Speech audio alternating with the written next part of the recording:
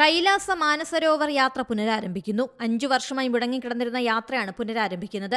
ഇന്ത്യയും ചൈനയും തമ്മിൽ ധാരണയിലെത്തിയതോടെയാണ് യാത്ര നടത്താൻ അനുമതിയായത്.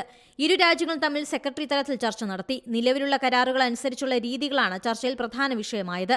വേനൽക്കാലത്ത് തന്നെ യാത്ര പുനരാരംഭിക്കാനാണ് സാധ്യത. ഇന്ത്യ ചൈന നയതന്ത്ര ബന്ധത്തിന്റെ 75ാം വർഷത്തിലാണ് യാത്ര പുനരാരംഭിക്കുന്നത് എന്ന പ്രത്യേകതയുമുണ്ട്. വിദേശകാര്യ സെക്രട്ടറി വിക്രം മിശ്രയുടെ ചൈനീസ് സന്ദർശനത്തിലാണ് തീരുമാനമായത്. റഷ്യയിൽ നടന്ന ബ്രിക്സ് ഉച്ചകോടിയിൽ പ്രധാനമന്ത്രി നരേന്ദ്രമോദിയും ചൈനീസ് പ്രസിഡന്റ് ഷീ ജിൻപിങ്ങും കൂടിക്കാഴ്ച നടത്തിയിരുന്നു. ഇരു രാജ്യങ്ങളും തമ്മിലുള്ള നയതന്ത്ര ബന്ധം മെച്ചപ്പെടുത്തുന്നതാണ് ചർച്ചയായത്. ഉഭയകക്ഷി സഹകരണത്തിലൂടെ മാത്രമാണ് വിശ്വാസം വീണ്ടെടുക്കാൻ സാധിക്കൂ എന്ന നിലപാട് ഇരുവരും സ്വീകരിച്ചു.